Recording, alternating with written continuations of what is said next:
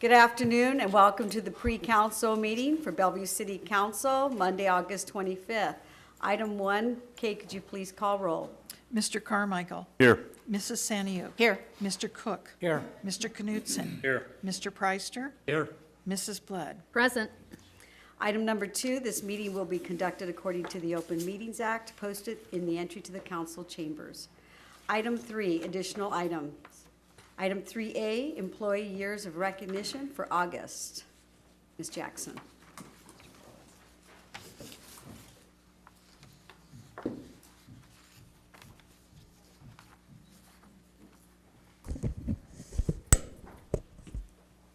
Okay, we have quite a few names on the list for August, but I think only one may have been able to make it here today. So I want to make sure I acknowledge these employees who aren't here by at least announcing their name and passing their certificates on. Under the 5-year anniversary, we have Terrence Herrick from the Police Department, Sean Vest from the Police Department, Daniel Germain from the Police Department, John Kolb from the Police Department, Allison Evans from the Police Department, and Shane Volmer. So there's a whole bunch of people there for 5 years from police. And we also have one other library employee who is Patricia Landon Merced. Patricia?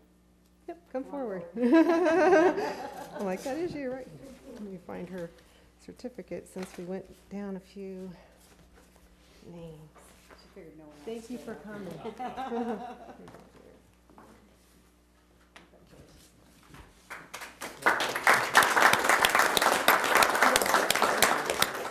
We're going to take a picture. Well, hopefully he has his camera. And then in the 15-year category, John Struck from the Police Department is at 15 years. And Lisa Rybar is not here. Okay, she is also at 15 years. And then we have another library employee who is here, I see, Sandra Asselford. If you'll please go forward.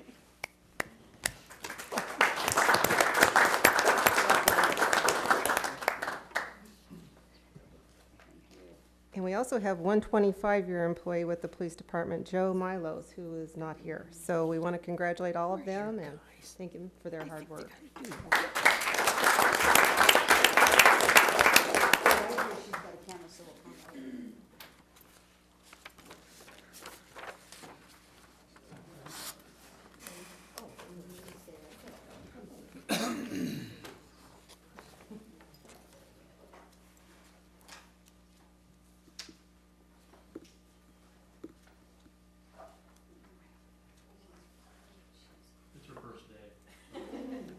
Yeah, right.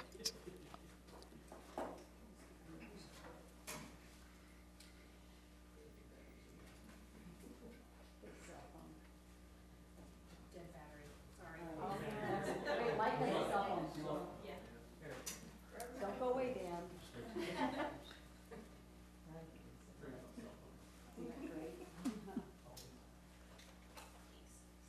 Thank you, Stacy. We were admiring your shoes.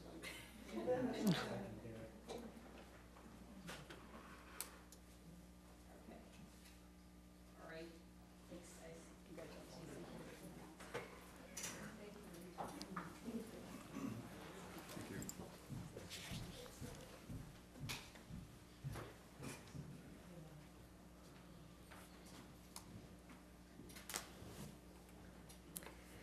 Item 3B, Andrew Rainbolt, Sarpy Economic Development Corporation, presentation, second quarter. Welcome, Andrew. I have a little PowerPoint presentation if we can play it. If not, that's okay. We don't have the computer set up or the screen. That's okay. They- Does everybody have They do have these in their this? pocket. All right. I'll just do a quick run through of some of the numbers here and answer any questions that you have. As you can see, sorry, thank you. For so this is for the first quarter of 2014. So I know we're almost done with the second quarter already, or the third quarter actually, but this is a little backlogged here. But for January to May, we had an increase over last year of about $64.1 million in net taxable sales. Our second quarter building permits We're about $200 million, up $77 million from the second quarter of 2013. We had three major projects that valued at about $3 million to $3.5 million, and 4 projects that were about $1 million to $1.6 million. Some of the big projects that we had to note are, of course, the Travelers Data Center out in the county along Highway 50 and Schramm Road. Also out in the county, Sergeant's Pet Care Products Distribution Center is about 350,000 square foot distribution center that kind of goes along with Sergeant Pet Care's headquarters out on the hilltop. In the same area, we had Republic National Distribution Center that is building there, 231,000 square foot distribution center for alcohol. It is relocating from about 91st and F in Omaha down there. You can see some of the other ones. Had a hotel out in Papillion, La Vista Junior High with 118,000 square foot. Methodist Health Systems, Grapeville, North America, had a 45,000 square foot new building that they're doing, which is they started at about a 20,000 square foot that they're in now, and they're building a brand new building for 45,000 square feet. And we have the Sarpy County Ag Society Fairgrounds down in Springfield. On the housing side, we were a little down. I think that's mostly due to the fact that we're running out of housing lots in developments. Last year, we had a lot of people that were do new housing starts, ate up a lot of the available ground, and now we're kind of backlogged a little bit. I think we'll see in the next few quarters, and especially next spring, we'll probably see those housing starts bounce way up. A couple of the housing subdivisions that we have are out kind of in the Gretna area, along Highway 370, Little Prairie, and Tiburon Ridge. Multifamily housing permits are up over last year, about up 13 from last year, 231. As far as project inquiries go, we had 7 inquiries in the second quarter versus 14 in the second quarter of 2013. So I would say for the most part, kind of a big picture, the first quarter and second quarter of 2014 were a little slow. We've seen a huge pickup in the last couple months here. Things have really turned around. We've got a lot of really good inquiries that we'll have to report on in the near future. Specific to the Bellevue area, we did have a plug-and-play call center that we were showing South Roads Technology Center to. We just got word last week that they are not moving to Omaha, so we had to close that. But it was a good lead and a good project. Actually, their wages were a little low, so it's not a huge loss, I think. And we also worked on a relocation of a 50,000 square foot service center. On the manufacturing side, we had a 100,000 square foot rail-served building that we were looking for, along with a 100,000 square foot warehouse space and a 15 to 25,000 square foot light manufacturing. That was in the second quarter, and we've had several new projects that we've opened since then. And then we had a couple of project highlights. I mentioned earlier Grapeville, North America, that we landed in Sergeant's Pet Care. As far as what we're working on and what we have been working on this year and continue to work on will be site development with a heavy focus on Bellevue, especially land south of Offutt there, that we continue to work directly with the mayor and Larry Brooks with on how do we get that ready for development in the near future. So with that, I think that kind of goes through everything we've been working on.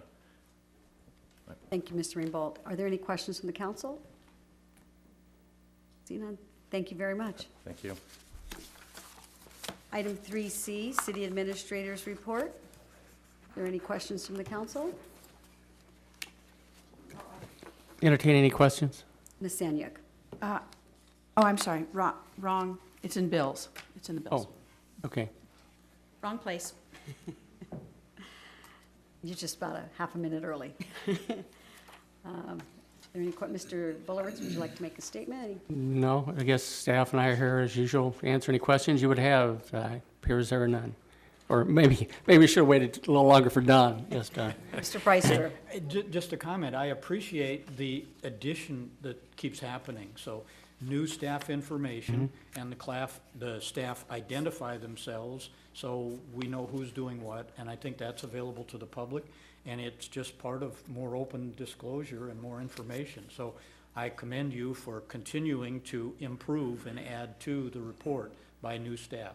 Thank you, Don. Yeah, obviously, there's a lot of things we do going on within the city, and we have a multitude of staff that are involved in it. And so, yeah, anything we can do and we'll continue to do to enhance that report for both the council and the public's information, we will continue to do so. Thank you, Mr. Berlowitz. Item 4, review and discussion without action of items on the agenda of the regular council meeting this evening at 6 p.m. I'll begin with item number 3, approval of the minutes and advisory committee reports. 3A, approval of agenda. 3B, approval of consent agenda.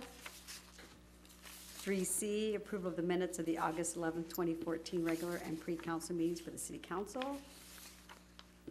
3D, acknowledge receipt of the minutes of July 24th, 2014 meeting of the Planning Commission. Item number 4, approval of claims. Ms. Sanyuk. I noticed in the bills there was a payment to Morrow and Associates for firefighter testing. Wondering if that was for new testing, or is that resolution of an old issue?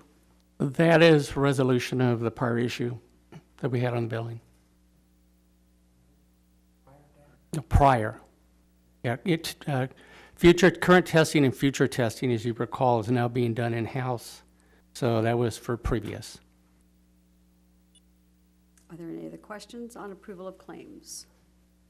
See none. Item 5, none. Item 6, liquor license. 6A, Chex Bar and Barbecue, Inc.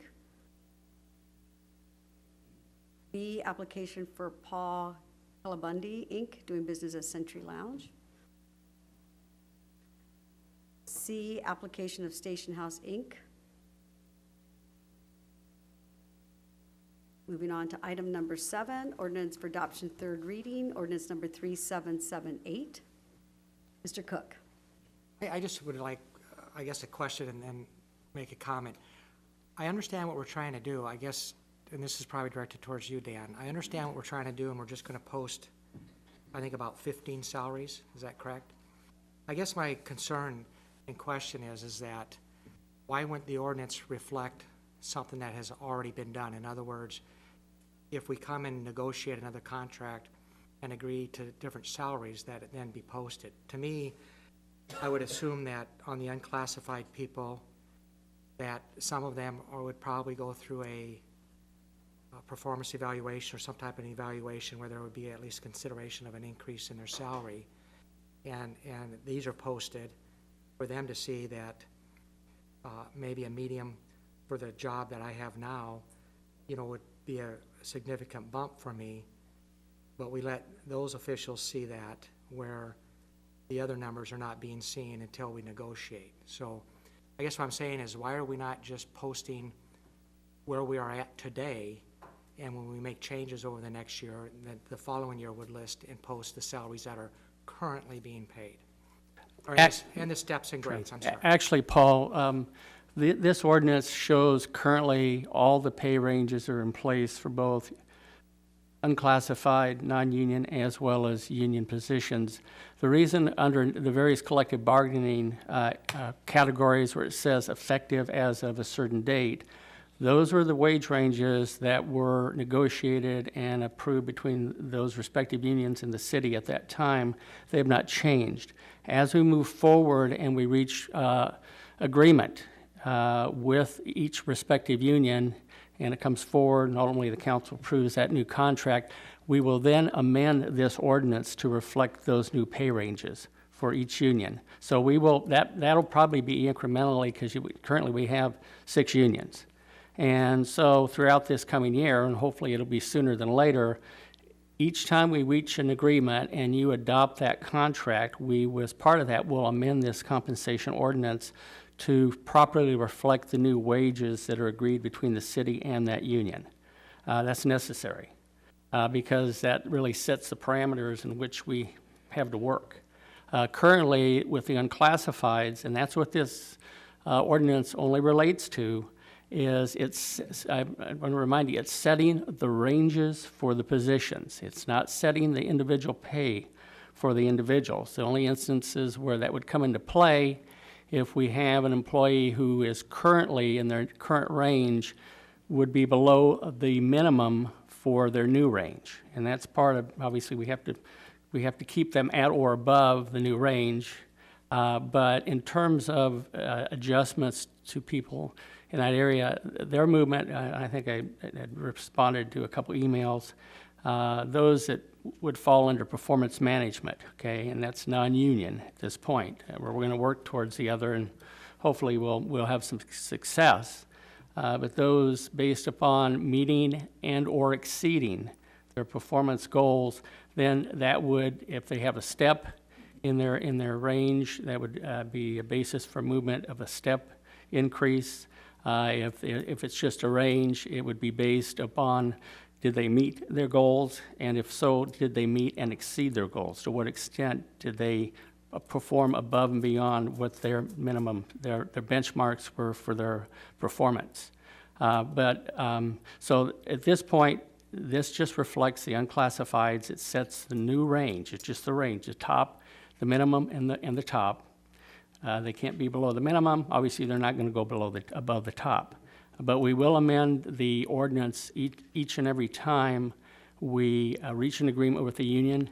We will also, and I will interject, last year, we did use a qualified consultant to do a full-blown comparability study in accordance with Statute 48-818, which is the CIR, Commission on Industrial Relations statute. We, in the next 2 years, will do a carbon copy in-house study ourselves, collect data, so that way, which the city has never done, and we're going to go do, every year we will do a market study, either in-house in accordance with the CIR guidelines, and every third year we will use a consultant to come in and do a new one to make sure we're on key.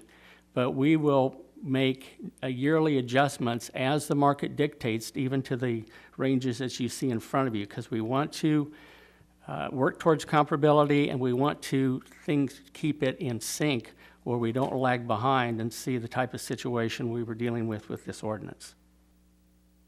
I appreciate what you're saying, and I'm not in total disagreement. I just think the ordinance requires us to requires us to put in that ordinance where we are at today. Well, okay, and I guess the only thing I could say is that where we are at today is this is twofold. Currently, the rates you see under each union, that's where we're at today, but that doesn't. This ordinance really only properly codifies and reflects that information. We're just saying, okay, as of these dates, these are the wage rates, hourly rates for these various unions. That way, the ordinance is up to date. I think the last time was in December of 2012 when it was amended. We want to make sure everything is up to snuff. The only thing that's changing, per se, really is, in addition to reflecting the union that are currently in place, would be the new wage ranges that were being proposed based upon the market that you're being asked to update. And once again, you're posting salaries where we're at in 2009 and 2012 of unions. I think that all of them should be posted to where we are at today, and as we change them over the next year or through negotiations, then amendments are made to the ordinance. You're probably confusing a little bit, Paul, with the state statutes. That's what I was trying to get I'm sorry. clarification from the last 2 weeks, and I got it. Sure. Well, as you recall in that one email, I did respond to you that Chapter 19, Article 1102, requires yearly that the city, not only Bellevue, but every municipality, publish the wage rates for every position in the city. Which is what is current, not what is going to be future. That's true, but the comparability study, et cetera, that's proposed data. That's what we're proposing. That's not in place currently. Once you adopt this ordinance, and I assume if you do or you don't, the next publication then will reflect these figures. So that way, those will be the actual figures in And place. I think it should then reflect the actual figures in place when we deal with the unclassified. If we make adjustments. Well, again, don't confuse wage ranges with individuals. You may have within a particular position or area, you may have more than one individual potentially. You could have several. They could be at various steps at that range, depending on longevity, depending on whatever. They wouldn't necessarily all be the same pay within that range. So what you're really, again, what you're setting, remember, it's not reflecting the pay of the individual, it's reflecting the wage range that we're adopting for that position, of which there may be one or more individuals that could fill that role. Well, I guess for me is this. When we decided to do this study, I want fair wages and benefits for our employees. That's how we retain them, that's how we keep them. I was under the impression that we were doing that comparable type study, the wage compensation study, was for a tool to be used in negotiations, because other unions will also look at comparable information too, and try to present their case in the best case scenario too. I thought it was a tool to be used by you, to be used as our staff, as we are negotiating with union and non-union. There's people listed on here, directors and stuff, that I'm sure you're going to sit down with and do a performance on and make a decision, should there be a bump, increase in their pay or not, or whatever. I looked at this as a tool not to post what may be a future salary, but we're required to post today what our pay and our ranges are.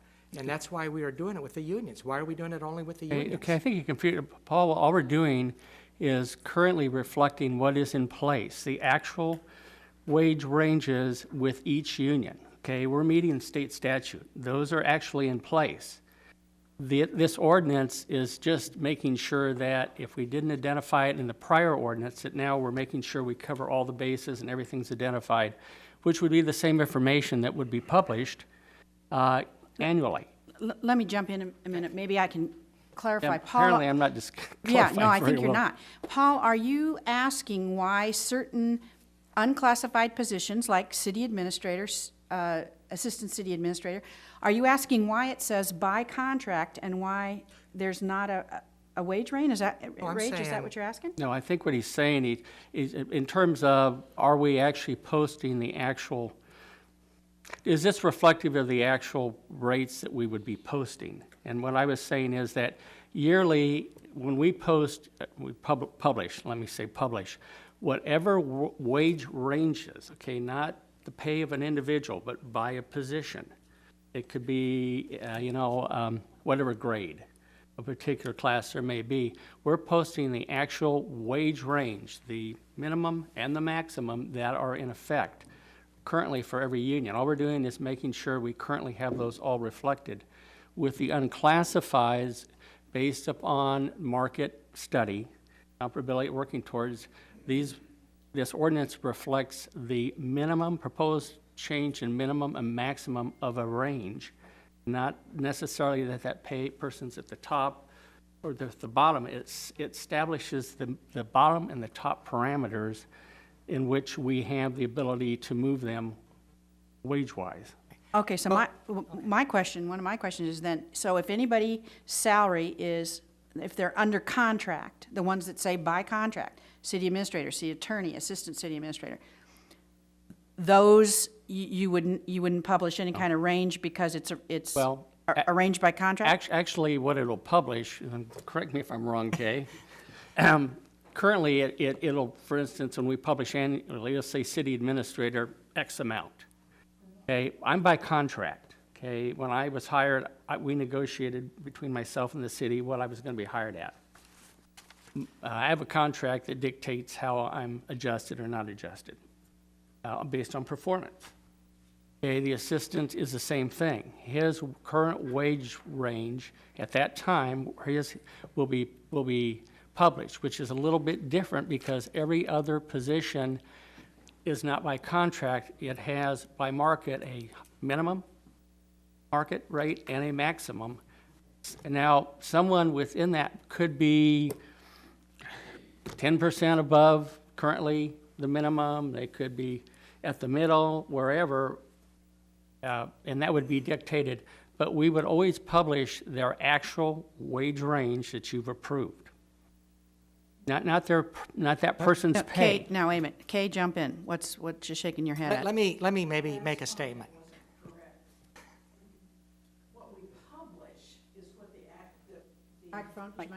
Yeah, What but we publish, meaning in the paper, as required by statute, is what each individual actually makes.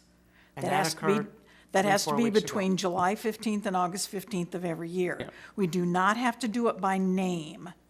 It's real easy to figure out who somebody is when there's only one of them. but my point, Kay, is where we have more than one person in a Right. position. So when we have more than one person in that position, police officers is a very good example. You show, No, we say we have 12 sergeants at this amount, 3 police officers at this amount, 4 police officers at this amount, whatever their wage rate is. yes, I'm sorry, that's what I meant in terms of that, but it's their actual, but we don't identify by person, Right. Well, just by position.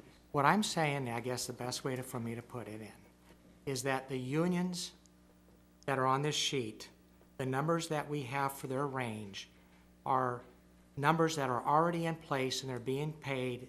The one says effective of 2012, the other one says effective 2009. So it's already what is on the books. But we take the unclassified, these 15, 16 people, and we're using the numbers that we got from the study. Why are we not using the numbers from their last, what they're making today and show their range? So in other words, what I'm saying is, why are we not taking everybody and saying, here's what your range was that we negotiated 6 months ago or 2 years ago since the last time we did this ordinance? Let What me- we're doing is we're saying the 5 unions, we're not gonna put that information out because we haven't negotiated with you. But the unclassified, here's your range, and what we just learned, and maybe you're below it or high, above it. Post what we have today, and then when we make adjustments, we amend the ordinance. Why are we posting numbers, and I don't wanna pick on, I'm in charge of a thing, and it says my salary per month is between 8 and 10,000, and I'm getting 7,000. Well, if I have a performance evaluation with Mr. Berlowitz, I'm gonna try to get in the mid-range. So why are we posting that when it was a tool to be used? To me, all this ordinance should do is reflect the current ranges and pays of people. And if we negotiate from today forward, we will make amendments to the ordinance. Well, the intent of the ordinance, again, is, for purposes of comparability, is to establish comparable ranges, not to establish pay for the individual on that. And that's where the difference comes. The purpose of this is periodically we do a market assessment, and we determine what the market shows is the minimum and the maximum for that range. All we're in this, by this ordinance, is implementing the range, not the individual pay. Now, we will publish, as Kay's indicated, that individuals, or the actual wages at the time. But there's a difference between this ordinance and what we do with publication. It's totally different. That shows the public what people are actually being paid. This actually addresses wage ranges for purposes, at this point, of comparability. Why are we not posting the pay ranges for the unions? Because we haven't negotiated those, How come we are then posting because, for unclassified? okay, we don't unclassifieds are not negotiated. Okay, with unclassifieds, we have the market data. That's what we're using. Those are not negotiated ranges. With each union, yes, we negotiate individually with each one. Once we reach an agreement with them, then that's when this ordinance will be updated to reflect the actual information. Well, It's I just apples and disagree. oranges. I think the ordinance ought to post what is current today. The problem is that because people come up at different times, potentially you would be amending this ordinance potentially every month. I Because believe we of could that. do it every quarter or every 6 months. But again, that's the intent, is to establish market-based ranges and not address the publication element, which is a totally different statute. If a union member wanted to come and see the ranges for the Bellevue Employees Association, is that information available to them? Of that feasibility, of that comparable study? Well, not in the comparability, because that's still a basis for negotiation. They clearly have that information available to them Current. through the HR department or their union or whatever. All that information is public information. The study we got from That's Paul different. Eastman is different, and That's different. so what That's they the- can do is they can go in there and see the pay ranges today. Right. In essence, it's no different, Paul, than if we do an appraisal for negotiating the purchase of land. Okay, that gives us an indication of what the value of that land is. That doesn't mean we're going to hand that appraisal over to who we're negotiating with, because at that point, we have a negotiation room. We've already locked ourselves in. So that's the difference. It's basically, it's private information. It's no different than a union going out and doing their study. Obviously, they're not going to turn that over to us. They're going to use that as the basis at the table for them to negotiate. Okay. One last question, just one last comment, you don't have to respond. On previous paperwork, we had the assistant city administrator, his range, current range, and from the comparability study was posted, and now on the ordinance 3778 is by contract. I don't know. Oh, you're why- talking, okay, again, are you talking about the publication figures? Because it's No. always been by contract. When we got this, there's the assistant city administrator. Oh, his that's current the- range and comparability That's- range. yeah. Now, our ordinance says by contract. I think that's the figures, Maybe it was a mistake, Rich, a that correction. you guys put together. Mr. Sullivan. Let me see if I can add Yeah. to the confusion here. Please do. Let me first try to understand, on the ordinance, the idea, and at least this is what I floated by, is anything that was union-oriented or otherwise by some other contract, we'd put by contract, so that we could then negotiate the union contract, sign that, and not have to go through issuing a new compensation ordinance, because it's just by contract. That was the theory behind that. So I don't think, my envisioning was we go and, whatever BEA is called now, and negotiate a contract. We're consistent with the ordinance because it says by contract, but they're still posted or they're public because they're in the union contract. So that's, I don't see us, when we pass something with BEA, that we'll go back and amend this ordinance because it just flat out says by contract. And the only thing Well, but now we it did, says by 2009, so if we update it, we're gonna update it to, if we negotiate by the end of the year, we're gonna amend it and make it a 2014. We're going to change the union contract, but we would not have to change the ordinance. That's where I didn't understand where, Well, you said that we go back and well, change this. all I can tell you, past practice, for instance, is when we negotiated would have to BPUA's change it. contract, which was The in like, publication, in October of 2012, we reached an agreement with the BPOA. In December of 2012, we amended this ordinance to reflect the new wage ranges or wage information of the BPOA. well, what would we go back and change? That's Because where it I'm says lost. now, the Says date now. of that contract. Oh, And I oh, think gives it's the what, effective date of- 2009 or something? I don't know what it is. But if you would make a, I got you. if you You get a see, new that's the re- yeah. contract next month with that union, you're gonna have to go back in here and change this ordinance to reflect the The new date rate. of that So, Yeah. so what would contract. be the problem of just simply saying by contract and not specifying the date of the contract? And then we wouldn't have to go back and change the Well, ordinance every time. that's your choice, the council's choice. All we were doing at this Have you point looked was, at the, I'm Go gonna ahead, take Kay. a stab. 16310 is the statute that establishes the fact that you have to establish compensation by ordinance. that's why it indicates you're establishing ranges of compensation. I don't think it goes any further than that. It No. just says, And- it's not the one that says you have to pay comparability. No. That's the one you were That's quoting. 4818. And I would think that those numbers would be where you're currently at.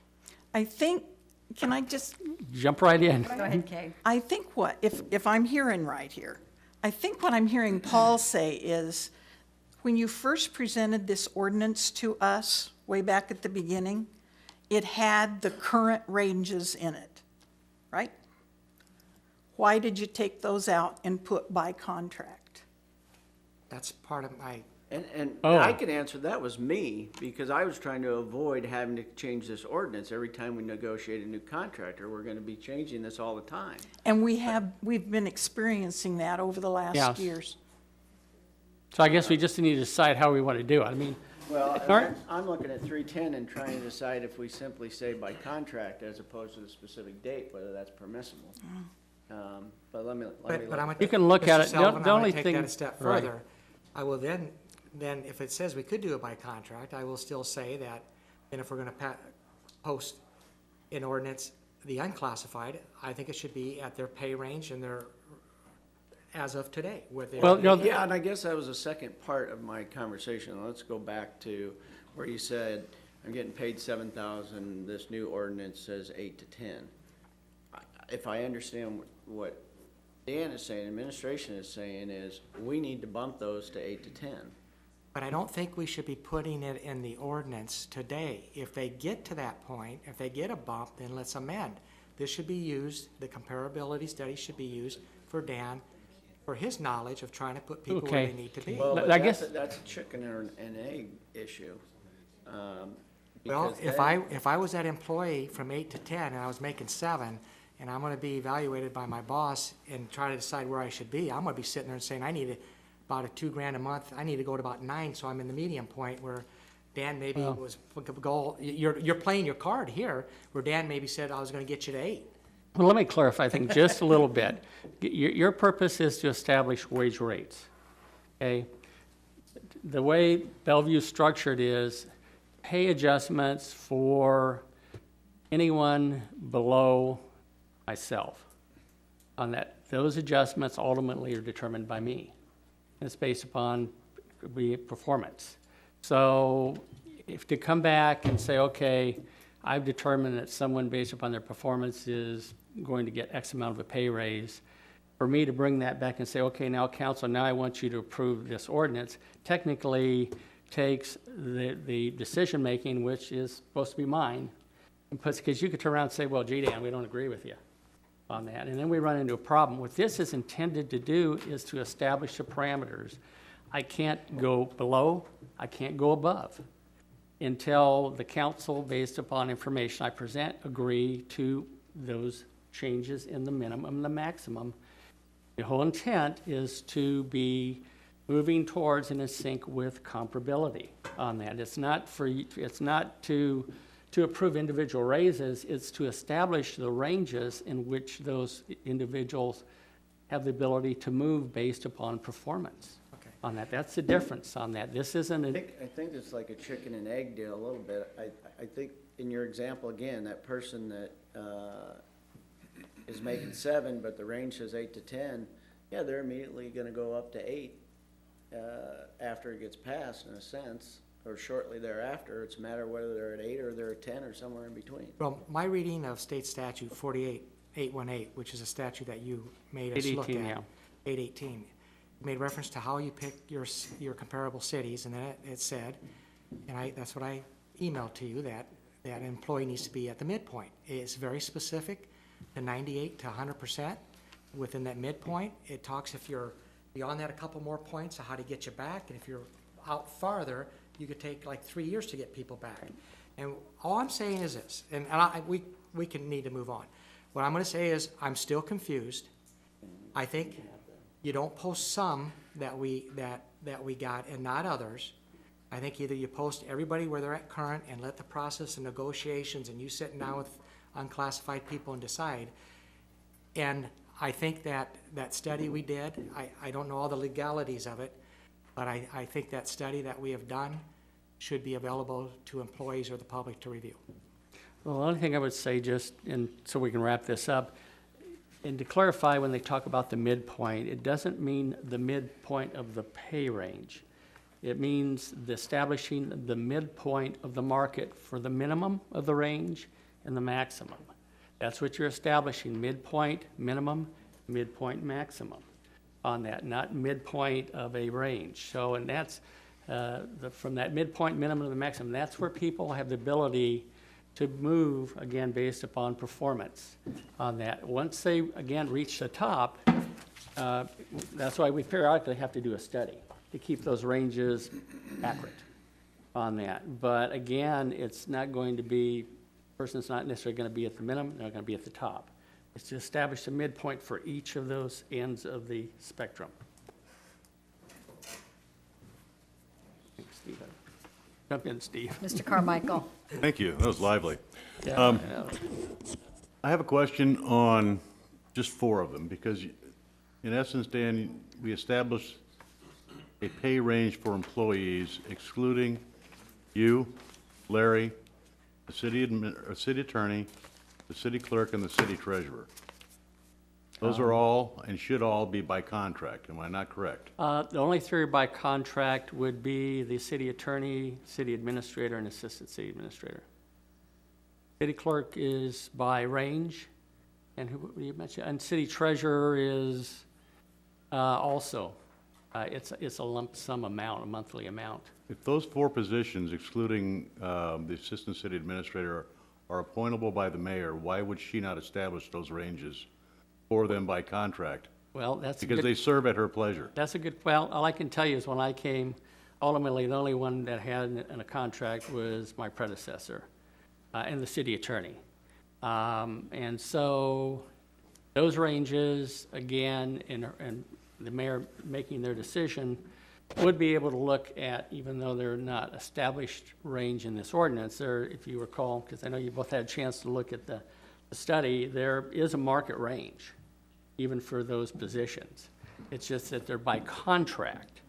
And so ultimately, the mayor would have to say, okay, based upon performance, whoever the administrator is, or at that point, is at a certain amount, based upon their performance, i.e. he or she may choose to give them a certain percentage increase on that. They have the ability to decide what that is on that. And they would obviously want to look to see what the market is, to see whether it's comparable for cities our size on that. But I can't really tell you why there's only, I can tell you why the assistant is because in the profession of city management, assistant city administrators and administrators, the prevalent practice is to have employment contracts. City attorneys, it varies. Some pay them a set retainer that's called out in a ordinance, and some of them do it by contract. It varies. I can't speak to the history of Bellevue, other than just the one position of the assistant that came into play since I've been here. So My point is, Kay has turned her retirement papers in, and we would appoint another interim city clerk until such time as the election occurs. If the mayor wins or whoever wins, they will appoint a city clerk. They will not appoint an assistant city administrator. correct. So your position, city attorney's position, the clerk's position, all should have pay and range, or wage ranges established by the mayor's office, not by you. I don't understand why K's and the treasurers are in this ordinance in that context when they are specifically provided, if I'm not incorrect, Pat, in statute that they are an appointment of the mayor. Well, all I can, again, Steve, not being repetitious, I can't speak to the history of the city. Well, I'm not speaking to the history of the city, Dan. I'm speaking to what the law says. Well, just an appointed position the fact that a position is appointed does not require that it be a contract. There are some professionals, whether it be clerks, city administrators, assistants, whatever, not every single one has a contract with their city. It's a prevalent practice to have contracts. Some of them have a pay range, just like the standard employee on that. It just so happens in Bellevue, you had 3 positions, or 2, when I came, which was the city administrator and the city attorney. Now, the mayor could opt to pursue having an employment contract with the city clerk. I don't determine that, okay? That's not my call. I help supervise that individual on that, but if the mayor, I don't want to say get ahead of myself here, whoever the mayor may be could choose to come forward at some point and say, City Council, I would like to move this position to a contract position on that. And that's something that, from a standpoint of legislative body, you would have to agree or not agree with the mayor. Well, Pat, I really do need some advice here from you. City clerk, you, as the city attorney's position, the assistant, or the city administrator and the city treasurer are required to be appointed by the mayor and approved by the council, correct? Yep. So how can it be any other way than they serve at the pleasure of the mayor with the council's consent, not under Dan's directive? That's correct. Yeah, should clarify So that. why would we have a wage range for the treasurer and the clerk and not for you and for the administrator?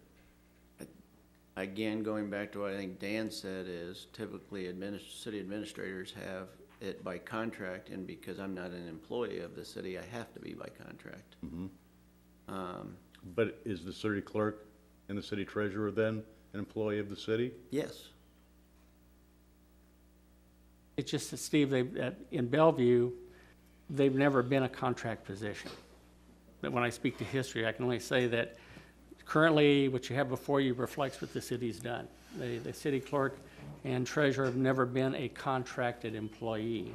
Doesn't mean they're not appointed, it doesn't mean they're not an employee, they just don't have an employment contract directly on that. They've just been treated like a director, where there's a wage range for that particular position, finance director, public works director. That's been the city's practice. And so them being appointed only means that for those, because they're statutory positions, that the mayor has to select somebody and the council confirms or doesn't confirm on that. It doesn't say that it's going to be a contract under which they're employed. It just means that they are appointed by the mayor, not by me, or hired by a director hiring someone below them who obviously I would have to approve, but they have a lot of say-so on who gets approved for a lower position. So it's just the way we operate. But they're under a 4-year contract. They're under a 4-year, there's a difference. Their appointment runs with the term of the mayor. But it doesn't mean it's a contract. It just means statutorily, they serve at the pleasure of the mayor. So it has to run with the term of the mayor. Because if you have a different mayor, it could change. Right. That's all I can tell you. That's what statute in the state of Nebraska is the way that's laid out. Well, in theory, if the mayor got extremely dissatisfied with the city clerk's job duties, she could ask her to resign. You would have to confirm it. So that's a contract, that's not an employment. Well, no, it's not a contract. She has the ability to appoint or remove with the consent of the council. That's all that means. I can terminate an employee, okay? That's because no one below me is appointed. I have the ability to do that on that. I don't have to come to the council. I better make sure I got my ducks lined up in a row before I ever do it, definitely, because of the due process. But the mayor, the positions you've identified are totally different. They are set out in state statute as to how they are filled and how they are removed.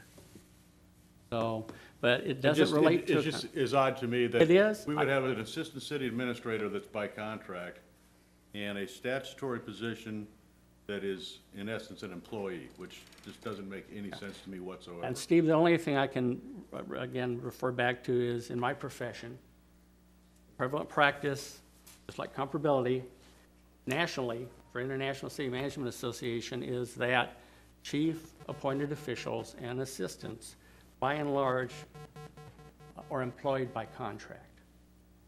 Doesn't mean it does supersedes a 4-year with the term of the mayor. It just sets out the conditions and agreement of employment in a contract.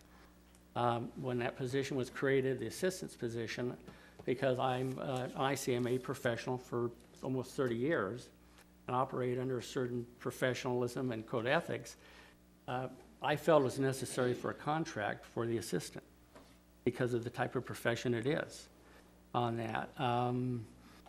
Any previous mayor could have made the decision that they also wanted the other appointed positions by contract too.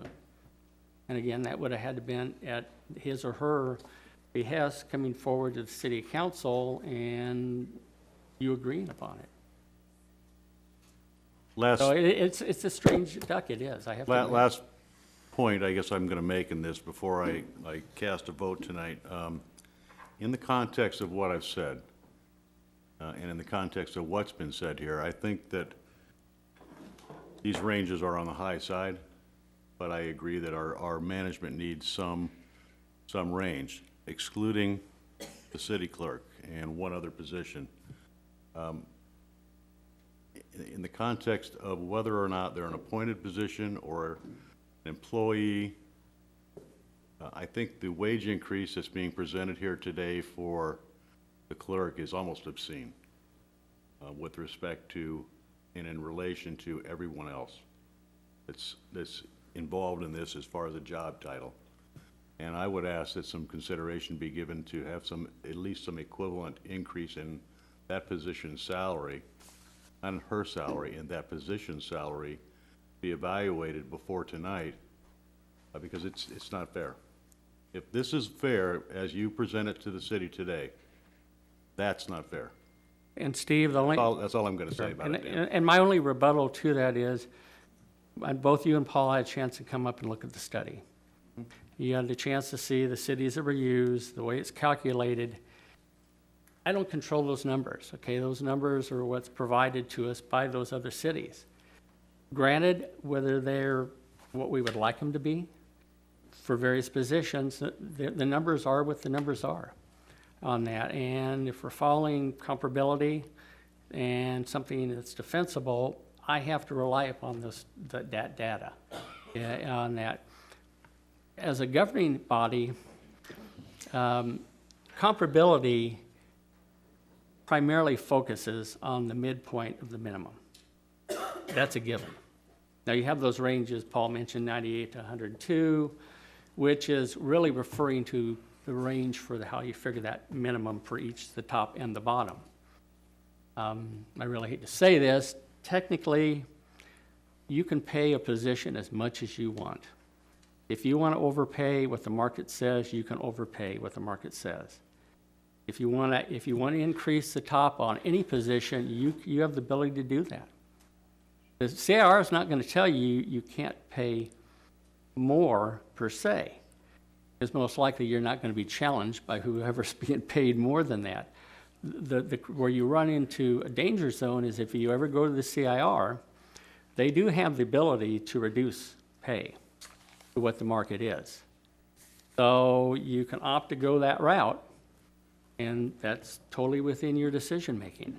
I have to be concerned by and large definitely with what that midpoint of that minimum is, because that definitely, you pay below that and you're truly violating comparability on that. The top is more or less to say that our market says this is the top for this particular position, not person, on that. And so that way we have the ability to move people along to keep good talent within the market that we compete. And that's what we look at. When I go out and have to hire a new director, I have to try to recruit and bring in the very best person that I can. And which means we have to be competitive with the market. If we're below considerably the top on the market, it ties my hands to bring in and retain good talent on that. But if you choose to want to increase the top, you can do that. But I don't. I have to rely on the data, so I'm not sure what data you want to rely on to determine how much you want to go beyond that. You can do 5%, 10%, 15%. I can't tell you, because all I can rely upon is what the data that I have in front of me, and which you both had a chance to look at, and what you see is what the data presents, folks. That's all I can tell you. Dan, I'm not disagreeing with you, but if when we were here a year ago, the ordinance was what the current pay was for everybody. The year before that, the year before that, the year before that, the year before that was actually being paid, and what the range was for that person that we were using today.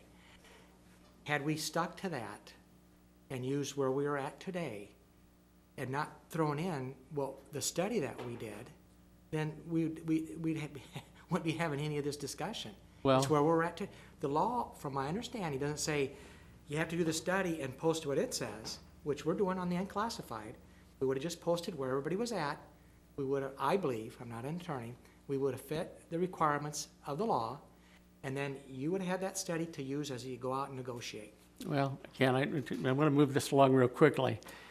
The ranges only provide me latitude, okay? I just want to say, they provide me latitude. If we posted just what we had, I wouldn't be able to do anything for some people because we do have some people that are maxed out. I can't move them anywhere.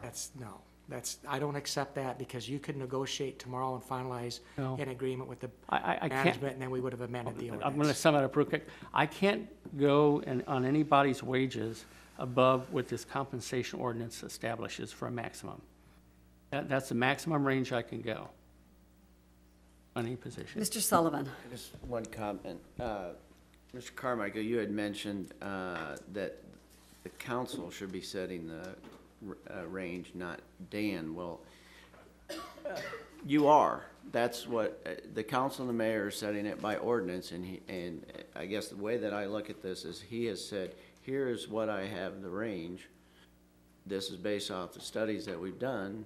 If you disagree, then change the range or whatever, but this is where I want to move forward. This is where I think we should be. Mr. Preister, you waited, you're done. Councilwoman Blood, well, it was Mr. Preister first Yeah, for he quite was a while. like half an hour ago. I was like 25 minutes ago. Councilwoman Blood? Hopefully I can remember everything, all the questions that I had. I hear where Councilman Carmichael is coming from, and it brings up a question to me. How many of our middle management people actually have contracts then? There's only 3 contracts. And those are you? That's myself, the assistant city administrator, and city attorney. Only other employees, I suppose you could say, would technically are by contract, or those are on collective bargaining agreements. But they're not individuals, they're, So what about our fire chief? the fire chief is a unclassified, non-union position. Okay, and so qualifies for a contract? He- No? Not the way we're set up I currently. mean, the way that historically we're set up, or the way that we're set up under state statute? State statute doesn't even address contracts, Well, employment and that's contracts. my understanding from what you're telling me is that it sounds like we've got a lot of important people that are going to be involved in this range that don't fall under union contracts. And I understand that we're going to be basing raises on performance. Which is our Which of course policy. which of course I agree with. Performance-based raises are a good thing. You're doing a good job. Of course, it's also up to the one person who's making that decision who may or may not be judging that correctly. No offense to whoever's judging that, but Sure. that's, no matter what city you're in, that's always the name of the game. And so I'm curious, and I do know that they do this in other municipalities. Why wouldn't we do that? Why would we do what? Why wouldn't we put these people under contract? Well, and that's something I will jump into. We are looking at on that. We need to see how we would structure it. All I can tell you is that when I came, there were only 2, again, entities Well, that had. again, though, we keep referring back to history, and this is going to sound snarky, and I don't mean it this way. It's funny we refer to history when it plays in our favor to not do something, and then other times it's like historically we did all this wrong. Well, either we're moving forward or we're not. I don't care what happened historically. I want to know why we don't do it, and is there not a benefit to that? There's pros and cons on it. What Again. would be the cons? Well, the cons would be in terms of the various conditions that you would negotiate. The pros, obviously, it establishes clear conditions of employment. If you recall, you can think back to my contract, it basically established both the city's conditions and my conditions in terms of employment relationship on that. It wouldn't do anything with wages, again, because it is performance-based. It might establish some due process procedures for the employee as well as the city, Right, et cetera. I think we're lacking that protection on both sides. And I can tell you right now, without jumping ahead, that's something we are in the process of researching. In fact, Angela's not here. Yes, she is. Where's Angela at? Who are No, we, the other are one. we Okay. researching it for all of Oh, them? yes, exactly. Okay. On that, because the questions come up on that. It's just we're not at that point to do it on that. But we are looking at it. Again, With the contract, it's very similar. When the contract for the assistant came up, you as a council approved the contract as to form, not wages, not things that I would establish on that. It was more key provisions on that. And so most likely any contract that would come forward would probably be almost a mere reflection of mine, per se. There'd be some differences, obviously, on that. It really becomes a matter of, currently, most of your directors, except for a couple, well, like Zach, maybe one, are non-contract employees. And so the other thing I want to fully determine is, if we went that route, what would be all the hoops? One of the drawbacks for an employee is that anything that goes in that contract, are you going to give me the authority to negotiate and approve that contract, or does it have to come back to the council for public scrutiny? An employee might be uncomfortable if all of a sudden you got people weighing in at a public hearing on their contract. You know, I can't throw. Ultimately, their pay is paid for by the taxpayers, Well, and the more transparency. And it is, but again, that's the reason for this ordinance, is to establish that range, of which, again, based upon market data, you're agreeing to that we work within the range. And clearly where they fall within that range falls solely upon how well they perform in their position on that. Again, it's performance-based, and I might mention to you, the performance-based, the way it's set up, is intended to be very, not subjective, but very objective in terms of whether someone meets or exceeds their goals. So riddle me this. So you're telling me that, and Larry, I'm not picking on you. You're the example that was used. So Larry has a contract, Correct? but our fire chief doesn't? Yes and no. And I don't really want to get into too much of that history because that was way before me, but, not way before you. well, enough Short where time before you. there was an agreement of sorts. It was not an agreement that was adopted by the council, and I don't really want to wade into something beyond that. Again, I was not involved in that, and not picking on Perry or putting myself in And that position. I'm just using Perry as an example because he's sitting to my left and he's the first person. There, other than that one individual, no director below the positions we've talked about operates under a contract on that. And yeah, my personal preference, I would prefer to have contracts with top managers. So why has that never been brought forward to us? Well, that's What's what your we're preference? working on right now. But again, I have to be sensitive to the process that would have to go through. Some directors may want it. Some might have a lot of discomfort if their contract had to come up for a formal scrutiny in front of the public. I don't know. I mean, they weren't hired under those terms. Excuse me, a little frog. They weren't hired under the terms of a contract. And so I can't turn around and say, guess what? You have no choice. You have to have a contract. That'd create a significant issue. I need to know that there's consensus among them that they're in favor of having contracts, and then I feel very comfortable moving that process forward. I also need to determine again, how do we do it? Is it something that we do just the form of the contract, the various key provisions, and you say, yeah, the administrator, we think these provisions are acceptable, and you fill in the blanks, because that's your job. Well, and again, and this is the thing that drives me crazy about government, we don't have to reinvent the wheel or hire some fancy person to do some sort of feasibility study on it. There are other municipalities that do this. Oh, yeah, in Carolina, and that's what I was saying, in my profession, the norm is a contract. Right. Okay, that's why I have a contract. I wouldn't have come here without a contract. There's no way.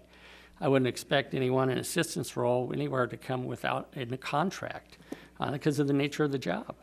On that, there are cities, some that have contracts. I can tell you some of our immediate surrounding cities do not have contracts below the city administrator.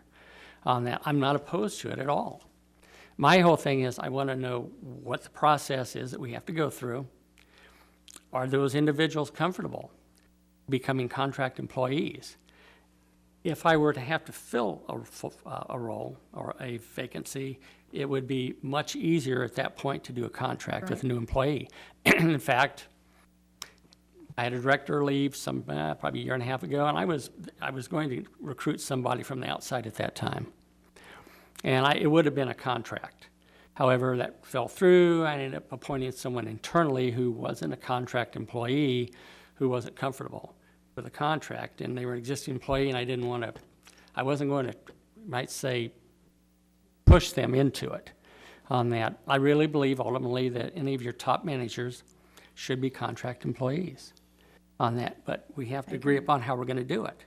I have no problem with it whatsoever. Well, and I think with all that we're talking about and all that's going on, that this should be made a priority. And I was surprised when you started talking about it, to find out that sounds like none of our middle management really No, has. you never have on that, I think that's bad HR. and we are working on that now. It started with Angela's predecessor, Amy, but a lot of things come up, and she wasn't able to get to the finish line. So that's something I can truthfully, 100% say is in the works. I just need to know how we go about it, and in fact, are they all on board on that? I don't want a patchwork. I don't want some under and some not, because that's not a good structure either. Right. On that. So Separate. either they all have to be in, or they're out on that, or we do it as we fill positions. And then the other question I have for you, because I definitely don't want to drag this out a whole lot longer. What I'm hearing from citizens, the concern about all of this is that, you know, we've had to let people go. We asked a lot of departments to cut back in a lot of areas. We cut, how much did we cut out of our final budget? Millions. Quite a bit, a lot of our capital plan. I can't remember the exact number. And now, granted, pay raises are included in our budget, and I understand that. But, and I'm trying to phrase this in a way that's going to make sense. You know, we're giving you the ability to give pay raises should the people meet the criteria for a pay raise. But we've asked all these departments to cut substantial amounts out of their budgets. And where's that gray area of we're beholden to our taxpayers, and the taxpayers want to know about these pay raises. And again, I know that there's a lot of people who've done a long time without pay raises, and I'm not against the pay raises in any fashion, and I'm definitely not against the labor groups that request pay raises during negotiations. But it seems like we're just kind of blindly giving you the key to the door to go ahead and do this without any kind of oversight, and that makes me a little nervous. And it's not because I don't trust you, it's because that's the biggest, and I saw someone shaking their head over there, that's the biggest question I'm getting on the street is And Carol, how can we cut that much money and then say, okay, well, you go ahead and give those raises and well, let me respond a little bit again, is to differentiate between this ordinance, which establishes for unclassifieds what we would view as. I don't interrupt. I States- understand that you don't have to give pay raises. I understand that. That just sets I understand all of that. Yeah, I'm just trying to, so there's there's not a misperception. This doesn't equate into huge pay raises. It adjusts the ranges for positions. But it gives you the opportunity to give a pay raise should you see And that's the fit way our based on system's that. been set up. When I came in, I gave raises because my predecessor Right. had made recommendations. It's been quite a while ago. Don't get confused by the fact that, yeah, we were under some tight budget times. That doesn't exempt us from comparability. Comparability in the CAR is not excluded from the budget lid. Unfortunately, we've tried to get the legislature to allow us some relief, and they've said, comparability is the law, you got to comply with it, you figure out a way to deal with it. Individuals have not went without raises that are unclassified within unions. We have step increases, we have longevity increases, we have education allowance, we have multiple pay raises that people get because of that, and they move. People have been getting raises.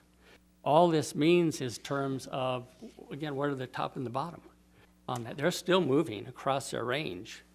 And of course, I want to move everybody ideally towards performance rather than just being here another year on that.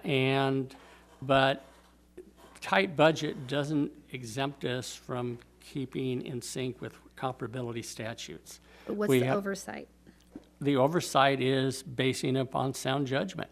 That's why you have paid managers. I mean, I have to rely upon directors and managers ultimately to make recommendations to me. But I expect them to provide me tangible basis in which to agree on that. And that's why going to a performance-based system where everybody has specific goals that they have to meet, and they're measurable, on that gives legitimacy to whether or not they deserve an increase. On that, You feel 100% confident all goals are measurable, that those are things that can be measured? Yes. And that if you were put on Front Street, you could justify it? Our goals are set up where they have to be measurable because they have to be scored. It's not a 1 through 5 rating system, folks. It's based upon, there's 100 points, okay? You have to, it's like getting 100% on your test. If you don't score well enough and meeting your goals, you don't reach it. And it's all computed, it's all measurable, it's all documentable on that, as opposed to subjective, where, well, I think you're a 3, or I think you're a 4, or I don't like you, or I like you. It's called the halo effect, or trait-based evaluations. This was intended to make it very credible on a very legitimate basis upon which raises would be given on that. And believe me, as Rich knows, we're pretty fiscally conservative on that. And so we also have so much in which to work with. We budget so much for salaries. Okay, we can't go beyond what we've budgeted. So how it gets divided up, it becomes then is determined as to how well did people perform. Who deserves it, who doesn't. The intent was to reward those people who exceed their goals and are performing well. Those are just doing barely enough to get by or to keep their jobs. You know, those are the individuals that don't warrant an increase. So again, that's the incentive part of performance management on that, and that's where you build credibility. That's where a high performer can see they're being rewarded and not just be given the same thing that a coworker that they have is doing the bare minimum, and they think, well, gee, why should I do more? It doesn't equate to anything more for me. So out of that pool of employees, how many are under your discretion Well, for their pay raise? all of them, except for would be That the don't have an union immediate employees. supervisor Well, that will speak to you? yeah, in other words, all your unclassified positions, ultimately, I would be involved in. Now, again, I rely on managers to evaluate and to do the scoring of their individuals. Okay, I'm not talking about the people under the managers. How many people are under your discretion? Well, I've got 8 directors, just 9 directly, I suppose. And who are they? Well, you got all your directors.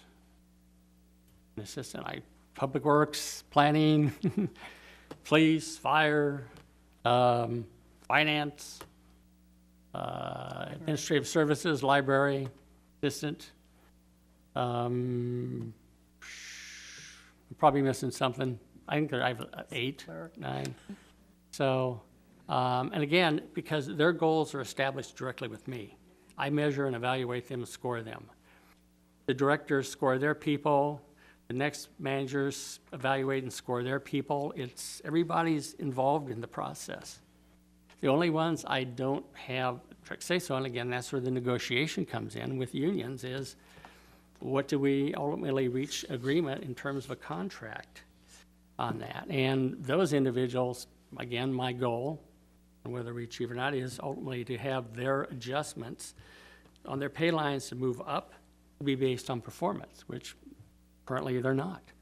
Their longevity, their service years, are they here another year?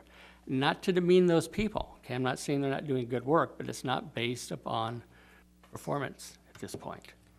Mr.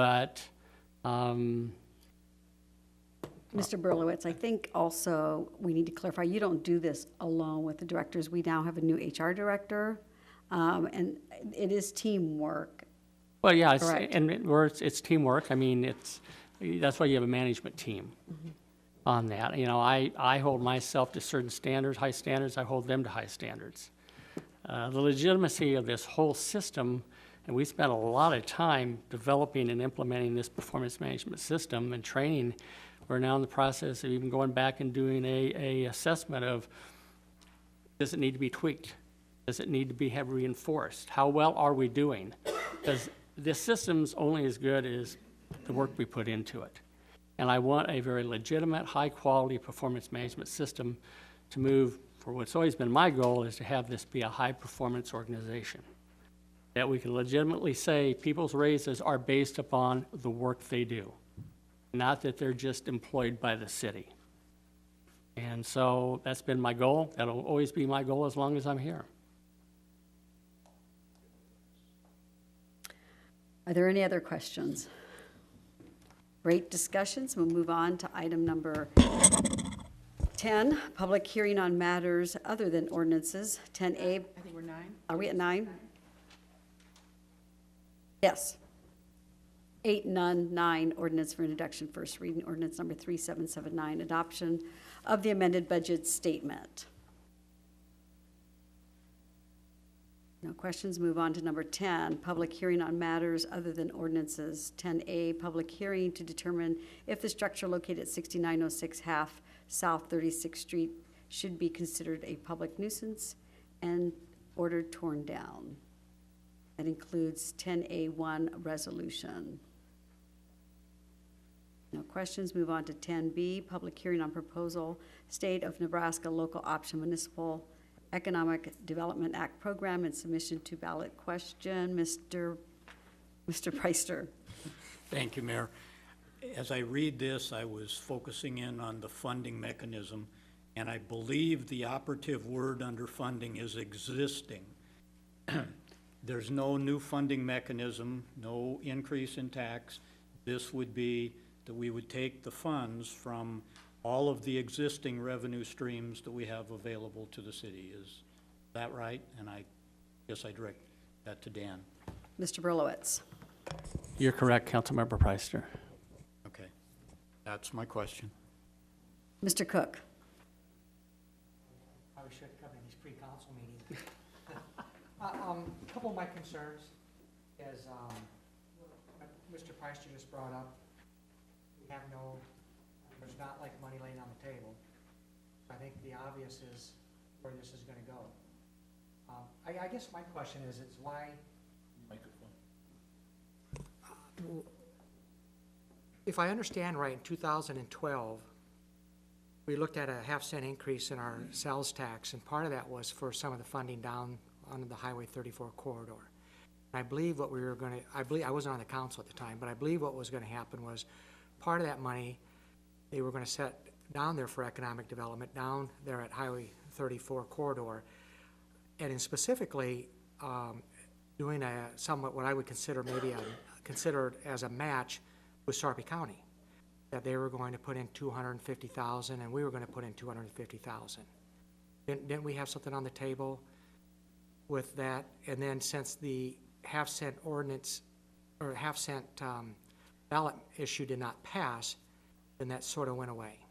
Well, as part of the LB 357, as you're referring to, that would allow the half-cent sales tax to go towards funding economic development.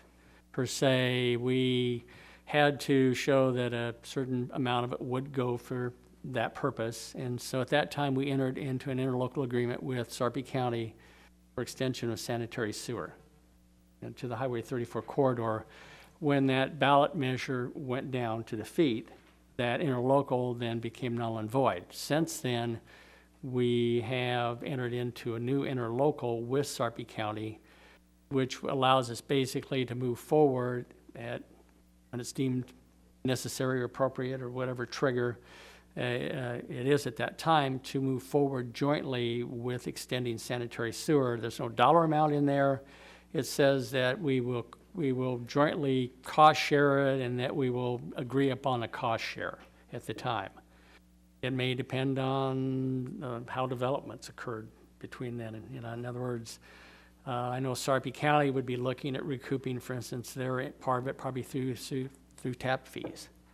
For us, it would be obviously, hopefully through annexation and additional jobs, et cetera. But that's in place, which you may be thinking of.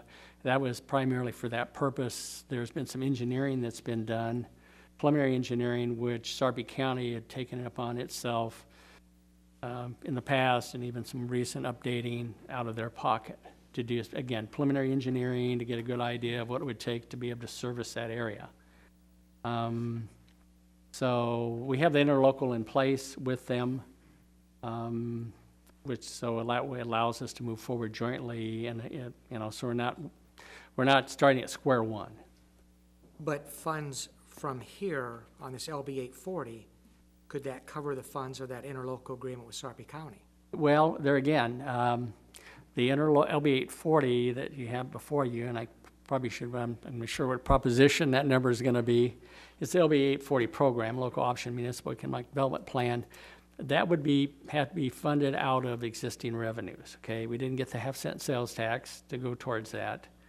And so we'd probably be looking at community betterment funds, possibly wastewater funds that we would have in reserve. We'd have to look at those sources and determine, what we feel, what flexibility would we have in terms of taking X amount of dollars to put towards that project. And part of my concern is that we sort of have, potentially, with the approval of what is here today, we could have this along with Sarpy County's agreement, and they could both go in different directions, and none of them have found a source of revenue. So it's just, if we approve this and we continue to move forward with Sarpy County on the other agreement, we're talking potentially a significant dollar amount. I mean, this is talking $375,000 to $750,000 a year, and then potentially whatever we would then do in partnership with Sarpy County on the sewers. Well, yeah, again, you can remember the LB 840 is intended to do multiple things, not just sewer, do water, land purchase, site preparation, anything that would be deemed under state statute allowable under LB 840. The interlocal agreement with Sarpy County just relates to sanitary sewer, and it just means that, okay, MUD would obviously be the player in terms of water. We know that, okay, working cooperatively with them. OPPD with power. You got Black Hills and MUD with natural gas, that type of thing. For the sewer, that's something, obviously, the city used to be in the sewer business. Well, we're partly in collection system, but not treatment. But yeah, that's where we would then, for that particular element, would work jointly in some manner with Sarpy County. The interlocal is a legal mechanism that allows us to do that. And we have it in place, so that way it's in place, so we're not having to scramble at the last minute, should we have a project that warrants it. And so it's something that positions us. So, I mean, and I don't know if Jim needs to come up or not to ask I was some of going to these, ask if Mr. Risto wanted to come up and say a few I noticed in words. here, Dan, I'll keep asking you That's if Jim fine. needs to help us find. Well, I I'll noticed let in Jim here jump in. in 3 or 4 places, to start this, we're asking for approval by the council, then it would go out to vote by the public. Yeah, the LB 840 was enabling legislation to allow cities to develop local, what they call option municipal economic development plans. Plans can vary. The state statute allows you to go be very broad or be specific, whatever. But it's enabling legislation that the voter approves the plan. They say, okay, the city, we're in support of you being able to do X, Y, Z on that. In this particular instance, you're looking at putting the ballot question on to have the plan in place. You're not putting on a sales tax measure. Right. So it allows, it's kind of like the interlocal. It allows us, if need be, to move forward with the county to move forward on sanitary sewer. This would allow us potentially to do something with operating capital, to a new company, to land acquisition, to a variety of things that might be part of a local incentive package where without the plan, we can't do anything right now except TIF. That's all we can do. This allows us the ability to do it, assuming we have the money to do it. We'll let Mr. Risto make some comments. Well, I'll second that. I think it's, as Dan alludes to, is it gives you the option to extend the infrastructure in, which primarily is going to be the sanitary sewer. But take, for example, when you need to exercise an option on property to get control of that property, if you have maybe a prospect in hand, you want to get to that property before they do, you would have that ability to use this fund, which you wouldn't be able to do now at this time, or acquire the land yourself. It also gives you some ability for incentives to bring a business here too, which again, what Dan mentioned is you only have TIF right now, but in one of the cases, we had a project that was looking for a little additional funding, and we had no other incentives that we could really produce. So it gives you those 3 options to go through. Go back to the interlocal, I think that's something we'd explore separately from LB 840, so which would only enhance the ability for us to fund the sanitary sewer. And I think the discussions have existed before, so I don't think that would be that hard for us to work within that agreement, but separately from LB 840. Does LB 840 require the vote of the council and of the voters? Yes, the council approves it to go to the ballot, and then really all it is saying, it gives the taxpayer, I guess in layman's term, is the ability to vote where their tax dollars can go Right. to, which would So go to help with the You, infrastructure. you'd mentioned in here a 5-year period. If things weren't moving and X amount percentage wasn't being spent, nothing was going on, to end it would, after 5 years, it would require another vote of the public. Right, you can look at this two ways. It would require for us to extend this if we stay within the Highway 34. We've defined a very particular area for, so we can narrow the scope for the taxpayer to understand what we're doing instead of leaving it in a broad sweeping. There's a lot of initiatives that are laying out there in Bellevue, if you want to look like at Fort Crook Road or downtown. It becomes kind of a confusing message if you're saying that we'll kind of take this at a shotgun. We've put it strictly to this Highway 34 corridor. In 5 years, we can go back, let's say Highway 34 corridor is complete, you can also come back and ask the taxpayers now for another economic development program. And let's say it's to do something on Fort Crook Road or downtown redevelopment. It just gives that taxpayer the say again to state that they're in agreement with that plan. Part of my concern is just coming up with the money. I mean, are we gonna raise property tax another couple cents or something? I mean, if I'm reading this right, you're saying your funding is, you go into sales tax, lodging tax, occupancy tax, real estate tax. So to me, areas that we're already relying on to pay our bills. I mean, there's no additional funding out there that's saying, well, you're gonna be able to get this and that's how you're gonna cover this. It's gonna require a bump somewhere or giving up something of where we're at today. And if there's excess funding, take Omaha, the city of Omaha, I can't remember what was the figure, they had an excess of, was it 20 million they came up at the end of their budget? Does that sound about right? Well, they had restaurant revenues that came in a lot higher. So they have a surplus on their revenue side. They would give you the ability to take a portion of that surplus and allocate it to this. So as the economy picks back up, and if your sales tax generates more funds than what you budgeted, let's say at the end of the year you have $500,000 in additional sales tax that you could allocate to this, that isn't slated for something else. That's how we're not asking for a new sales tax increase. We're not asking for an occupancy tax or a real estate tax. It's finding if you have excess capacity. You also have the Community Betterment Fund, which is funded by Keno, which is a replenished account annually. So you could that could be your starter, is to put funds in there from that account too. And again, that's not a new fund. I understand what you're saying, Jim, but, on item number 7, we're gonna already make adjustments, to our budget. So, I mean, I understand what you're saying, but, no, I'm sorry, it wasn't that, it was item number 9. But I just wanted to make sure we don't have a new funding source. No. It's what we're working with today. If we have, at the end of a budget year, if there's revenue left over, that could be designated to this fund. Correct. Okay. On the Citizen Review Committee, I noticed, and I don't know if this is big, but you're looking at going out to 2040, so like 25 years. And there's no, and maybe that's just something we do internally. I don't know if it was addressed. But the people that sit on this, there's no term or removal or, well, maybe, I didn't see it. I said, so I guess where Dan appoints or the mayor puts a lot of people on a lot of our committees and then the council approves it, there's usually a term there. And if I missed it, I'm sorry. I didn't see it in there. I didn't know if that was important. I'm just looking at if you get someone on there that's stubborn, like some people are, there might be nice to look at as, is there a removal process or we're coming to an end of a term and we could reappoint or appoint someone new. All I could interject is on a lot of the administrative or the oversight committees, you actually have two committees. You have a application review committee that actually has input in recommending projects be funded, i.e. to the council. And then you have a citizens oversight committee that actually is like a watchdog committee that takes a look in terms of, okay, over the term of the program, what's been accomplished? Were the dollars used properly? Were they used productively? And so that becomes another element. In terms, potentially your makeup, and I've been involved in these before, in many cases, what you're bringing up, you'll have people that'll potentially serve a 2-year term, a 3-year term.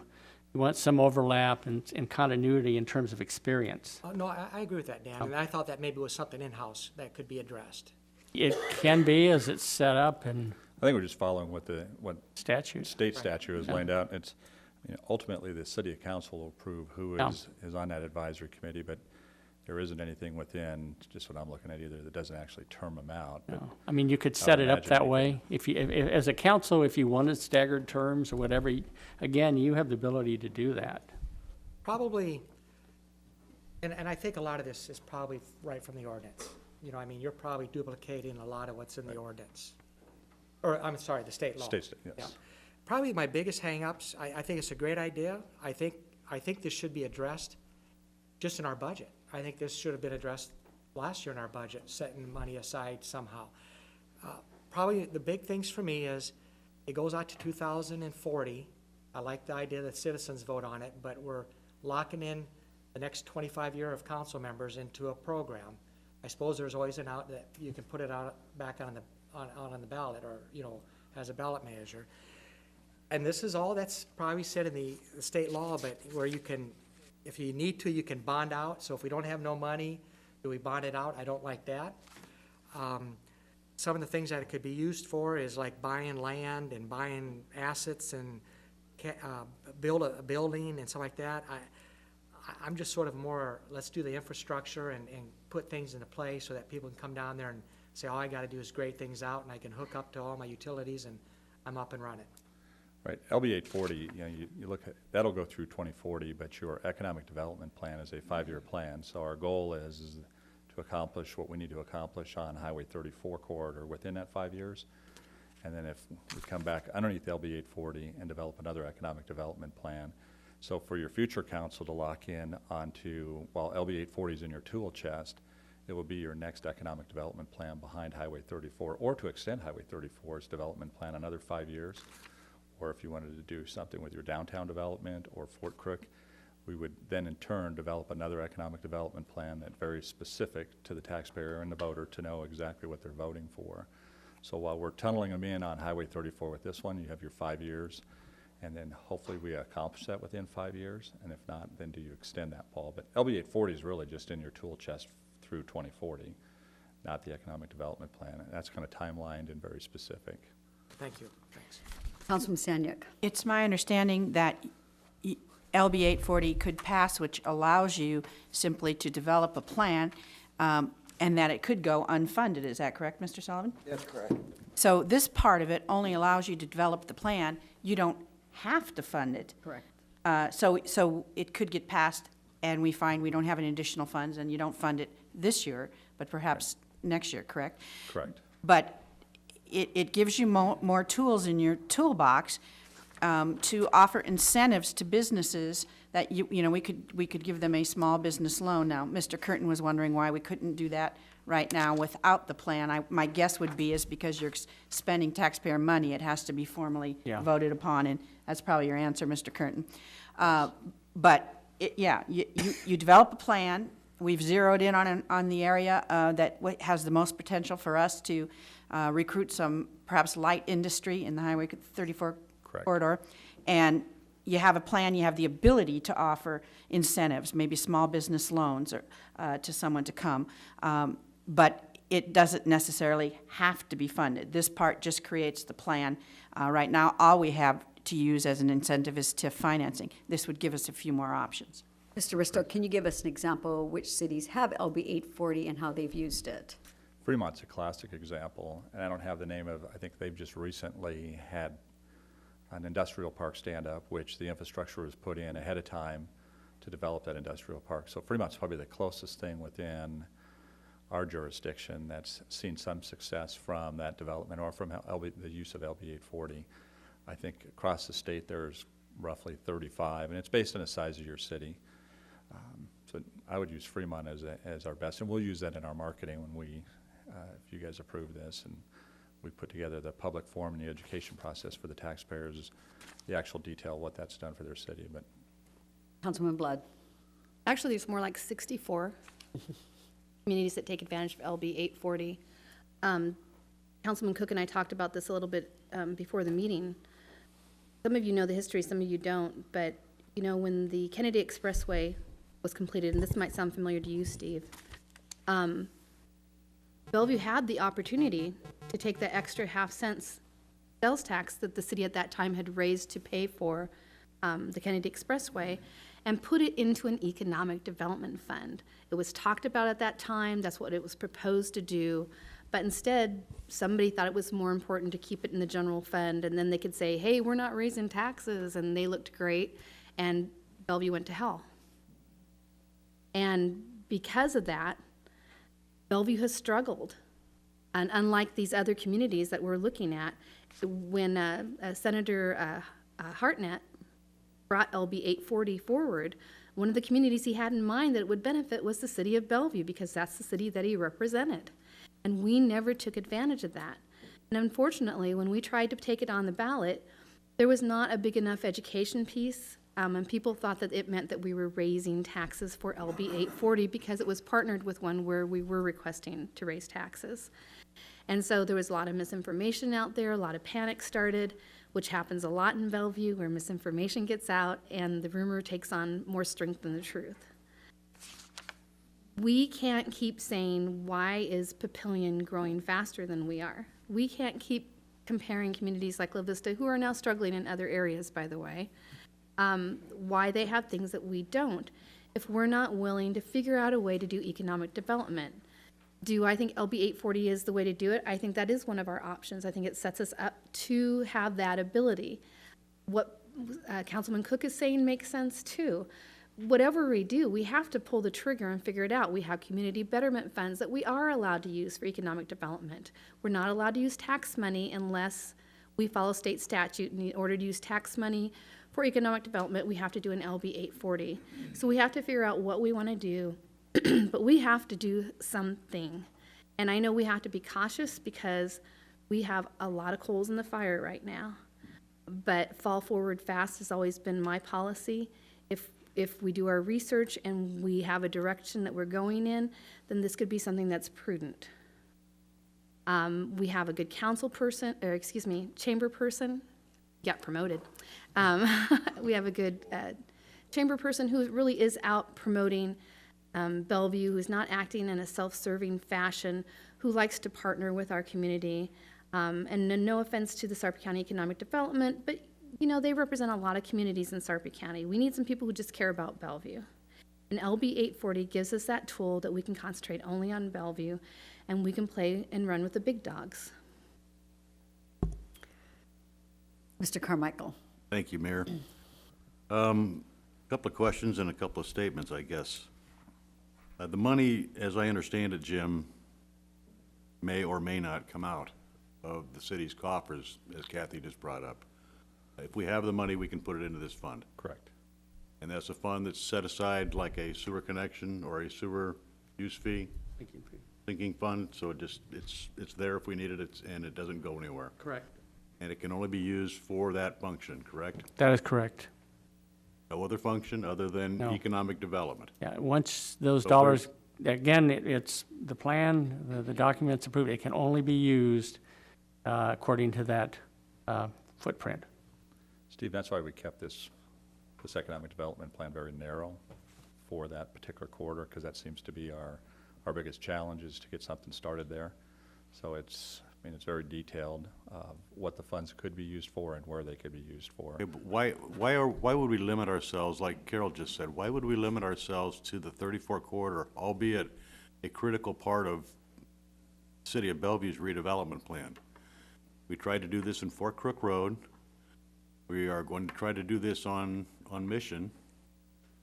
We tried to do this on Harlan Lewis Road, and now we're gonna try to do this on 34, in the 34 corridor. And my concern is that we're establishing ourselves a pretty poor batting average in doing the things that we say we're gonna do, then we don't do them. And just let me keep going, Jim, okay? I'll give you plenty of time to talk. We talk about storm sewer, we talk about sanitary sewer, we talk about infrastructure down there for the promotion of a plan, but I have yet to see a plan come from anybody on the possibilities for that 5,000 acres down there. We have levees that aren't certified at present, and if they don't get certified, that land's gonna revert back to floodplain, which is gonna give us a whole nother ballgame to deal with. And that comes both from the Missouri River and from the Platte River, or the Papio, and the Platte, for that matter.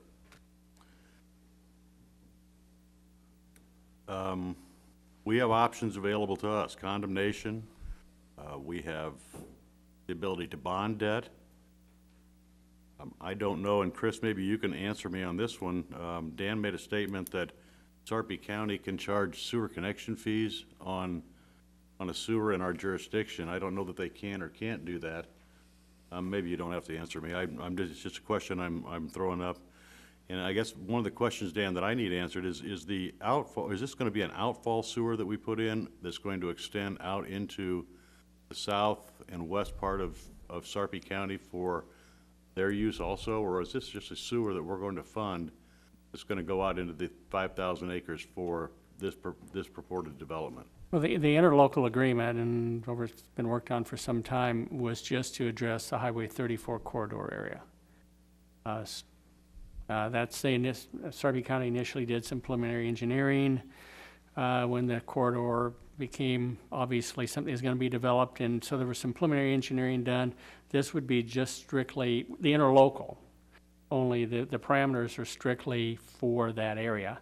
The only reason I mentioned tap fees is because once it gets outside our corporate limits on that and it gets into the county's jurisdiction, then they would have the ability to charge tap fees within their jurisdiction. And that's why I ask, is this something that's gonna extend into that area? Because we Right. go all the way out to almost 60th Street in that area. No, this was, the interlocal that we're talking about was not intended for that extensive of a project. It was to allow us to really deal with that main 34 corridor that we're talking about. Okay. I don't want to ramble on again, because I did that before, but my concern is that if we do this, we better have a concise plan, and I think, Carol, you've brought that up on numerous occasions. We have got to have a plan that we've got to be able to stick to, or otherwise we're throwing feathers up in the wind. Let me jump in here for a moment. Mr. Shuchuk, did you not, I believe, didn't we do a Highway 34 corridor overlay onto the comprehensive plan? We do have an overlay district that has some design and development guidelines. We do not have a specific plan as far as what might go where, and we can't know that.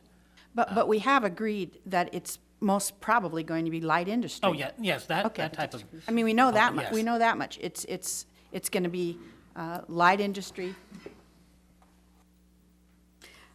Mr. Burks, did you have something to add? Please. OPPD, MUD, and the Greater Omaha Chamber and Sarpy County Economic Development have had some preliminary designs done for sewer, water, and even power improvements. They have a new substation design, preliminary planned out for that area. And depending on what use goes down there, doesn't it seem more prudent to spend our money developing the infrastructure for the use rather than put the use in and then try to recruit businesses to the use?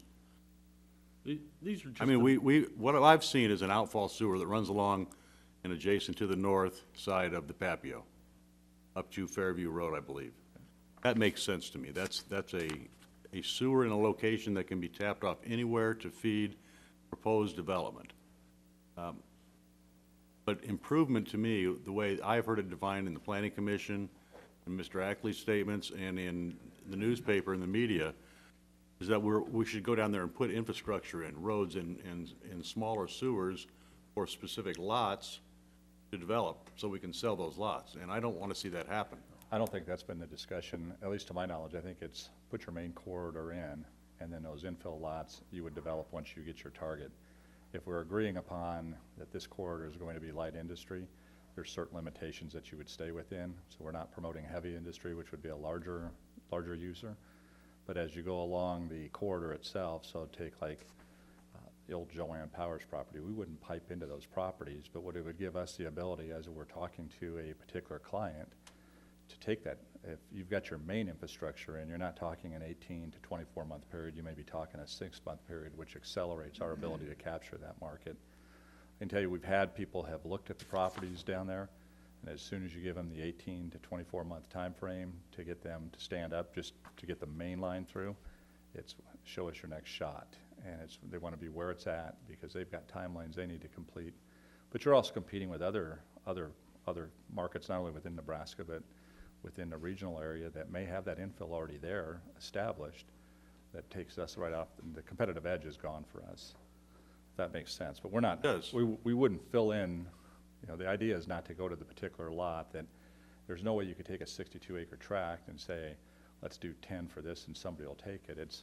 They're going to have the ability to tap into your main line, which is not as dramatic as in time frame as putting in your main line. So it's I'm not a building expert, but I'm sure the timeline is going to be a lot shorter if you're tapping into a specific property once it's sold, but you've got your infrastructure sitting there. And that's what that sewer user, or the sewer fund is for, is to put in outfall sewers for potential development.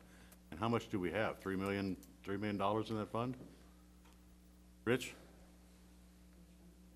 What's in the wastewater fund? Wastewater fund? So we have the money in the fund to do what it's designed to do right now, without this $750,000 a year. How'd you use that? I mean, That's what it's intended for. That's what it's used for. Yeah, I guess, again, speaking to the plan, it gives at least some limitations on dollar amount that you would be at least putting out there. So it's not like an unlimited amount. I think it's what, $750,000? Is that what we talked about, you can $350,000? fund up to, for your size city, up to $2 million annually. But keep in mind, it's not just strictly for the infrastructure. Right. So it would give us the ability to get an option or buy land if we needed to, if we needed to get underneath our control, as well as potentially offer an incentive to a company to come here. So while you may be working on your infill to put in your main line, there may be something in addition to hook that company in. And if you're in the hunt for a $50 million company, anything that you can throw in that may hook them on our side is beneficial. And that's what LBA 40 gives you, a couple of different options, but I don't think it's just strictly targeted for infrastructure. But that's our main goal, is to start working on that. And if the funds are available within your city, it gives us different options then. And I think I'll jump back on your Fort Crook Road. If you looked at when LB 840 and 357 failed in 2012, it was so broad sweeping. We had language in there that included low to moderate income housing. It was just a very generic approach, and that's what confused the public. The other thing is the shotgun approach. At some of our community forums, they started thinking that we were going to be paving some of our own roads using our existing dollars, or using LB 840 to take care of, a way to take care of problems within your city. So I think people got a little disoriented with too much being thrown at them, and that's why we're taking a very specific approach this time, is let's target it on one project, say this is what we're going to put our time and energy to, because to try to take it too broad sweeping, then I think we get lost in the minutia too. It's not to say that as we're looking along, if something poses itself, do we regenerate another economic development plan right behind this? But again, it would go to the taxpayers to make that possible. But our goal, Steve, is just to put it in on one site or one area, and let's move towards that so we're not delineated like we normally are. I understand that, Jim. I do understand that, but I'd like to see the city of Bellevue be able to revitalize like it was, and we've tried and tried and tried, and for whatever reason, it's failed. And my fear is that this is a failure if we don't do it right. What we hope is this is one of the tools to get us there. Let me get Councilman Blood's been waiting. Thanks. Councilman Carmichael, and I'm not being argumentative, you talk about, and I know other things that have definitely failed, but I don't remember them actually setting money aside for those projects. Can you clarify which projects you're talking about? So I don't know that money's ever been set aside for them, Carol. Okay, so that is the one difference, is that we're actually putting aside money, because that's always been one of my gripes is, for instance, they purchased the core slab property to put a new police station on the core slab property, but didn't do an environmental study on it before they bought it, which stuck us with $1 million bill for cleanup, and then they never figured out how to pay for a police department. Those are the things that drove me crazy in the past, which of course, a long list of things have been alleviated by the council that came on in 2008 and this current council. So that to me I agree with what you're saying. There's been a lot of things. I mean, how many plans do we do for Fort Crook Road and pay for? And but this is one time when we've set aside the money. We're not putting the cart before the horse. I think a more definitive plan is appropriate, but there is a plan. I'm looking at all the guidelines right now while we're talking on LB 840. We're definitely following the guidelines. But I think that's the difference, is that we're actually funding the mechanism for the first time ever. But I hear what you're saying too. And I appreciate that, Carol, and I am all for this economic development in that specific spot because it's got everything that light industrial or even heavy industrial wants. But there's a lot of roadblocks in the way that if we don't address as a council and as a community, it gives us that same aspect of failure, and I don't want to see that again for this city. Ms. Sanyuk, you're done, okay, Mr. Cook. What is the time frame as far as this would have to be approved to be on the ballot? If you're on a short clock, it's got to be to the election commission by the 29th of August. So the end of the week. So your vote tonight counts. Yeah. That was going to be a remark really I was wasn't a going to tactic make here. is No tonight. pressure. But, Mr. Risto, one thing, I know that we were talking about, do we have to fund it or not? And, I mean, I'm reading, the city of Bellevue shall, if it's all voted on, shall establish the fund, shall contribute an amount not to exceed $375 for a half year, $750 for a year. It even goes on in another thing, talking about sales tax, lodging tax, occupancy tax, real estate tax, and it even goes as far as saying additional funds from other non-city sources will be sought beyond those derived from local sources of revenue, such as tourism grants. So I think it's saying we have to fund it, and I'm saying it's saying you got to pull money wherever you can find it. No. It says you can fund it not to exceed, which means you can do as minimal as you want. And zero counts. Yeah, the other thing I mentioned where it talks about other funding sources, Paul, that's again where a potential partnership with Sarpy County comes into play.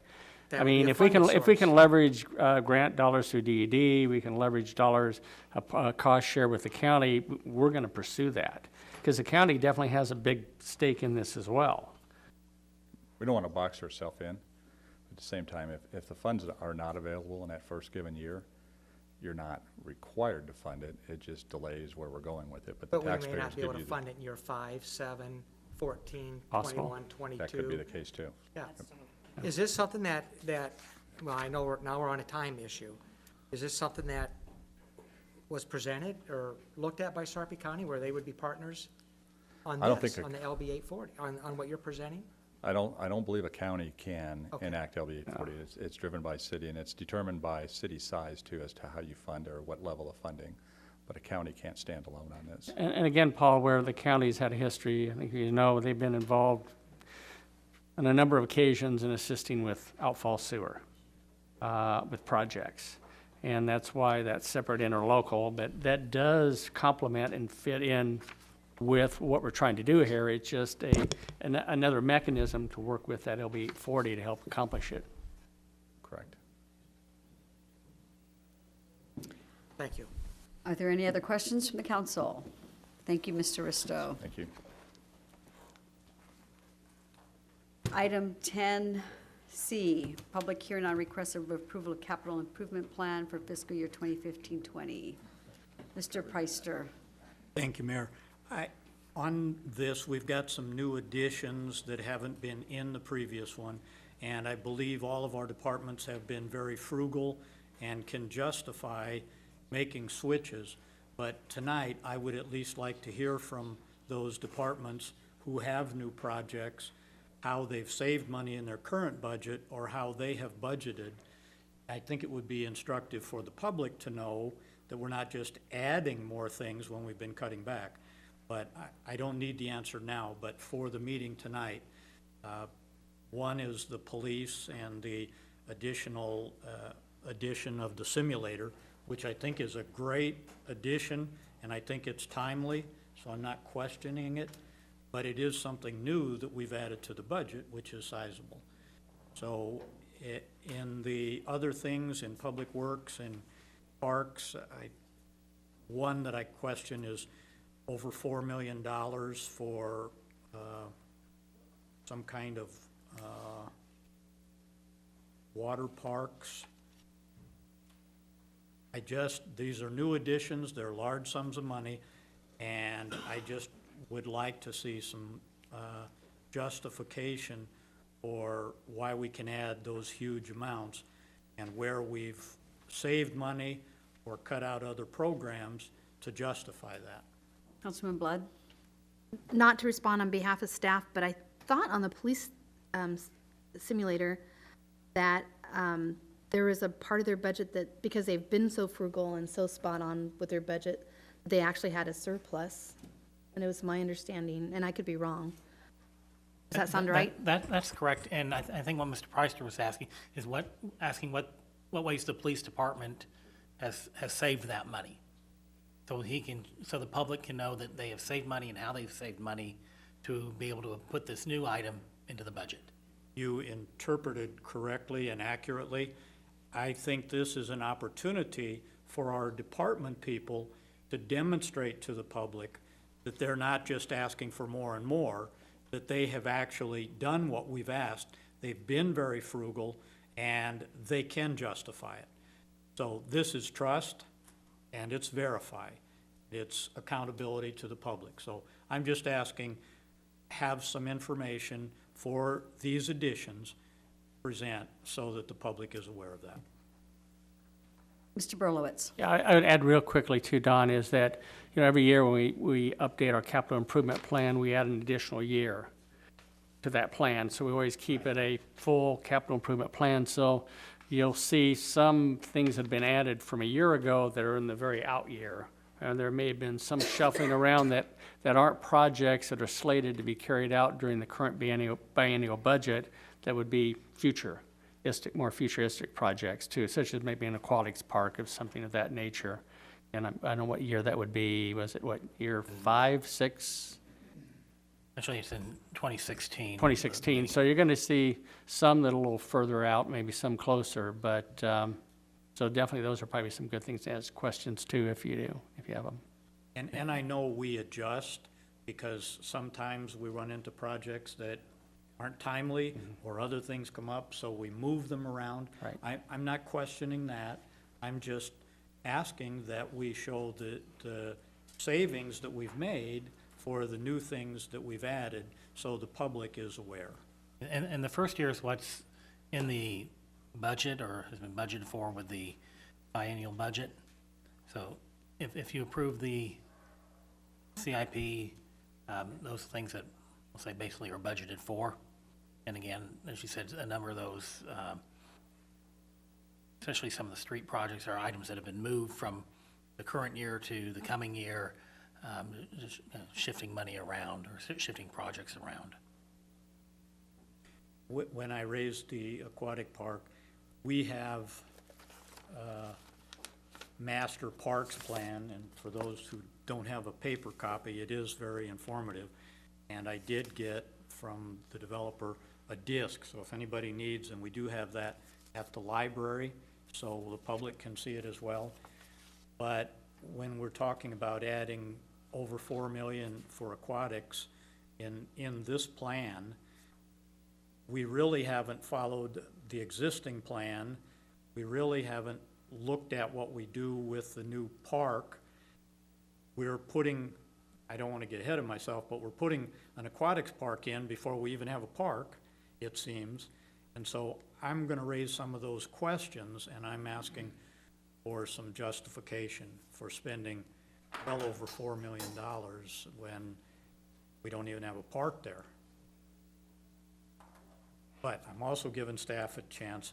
My main reason was to justify, to show where we've saved, and I don't mean it to be a long discussion, but I think the public deserves to see how we've saved money and we're just reallocating it, in most cases.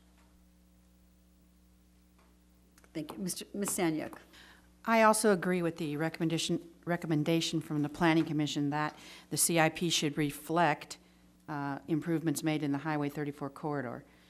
So I will offer an amendment to the plan tonight, but just to give you a heads up, I think it should be a line item, if only for the sake of the person that looks at it next year and says, oh yeah, we better be thinking about this, we better budget for this. So I will offer that amendment tonight. Are there any other questions? Okay, moving on to number 11, resolutions, none. 12, current business. 12A, approve the appointment of Eric Ritz to the Planning Commission. 12B, approval of application for waivers of hunting regulations. 12C, approval of training on Zoll billing software enhancement. Mr. Cook. Chief, we don't, Here he comes. Mr. Guido.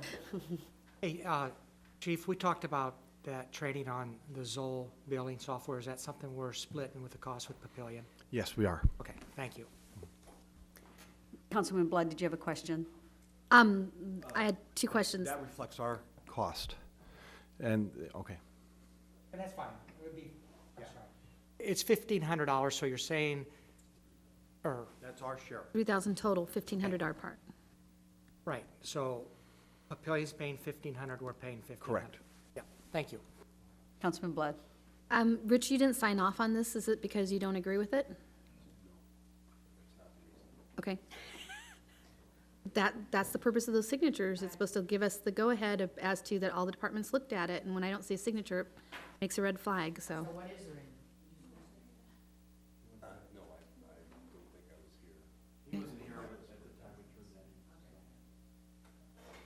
Item number 12D, disclosure and consent regarding legal representation. Questions? See none, that takes us back to our pre-council meeting agenda. Move to item number 5, executive session. Councilwoman Sanyuk. For the protection of the public interest, I move that we go into executive session to discuss negotiations on the Convention and Conference Center and to discuss real estate negotiations on Lot 42A of Fontenelle Hills. Second. Second by Councilwoman Blood. Any discussion? See none, please vote. All voted yes.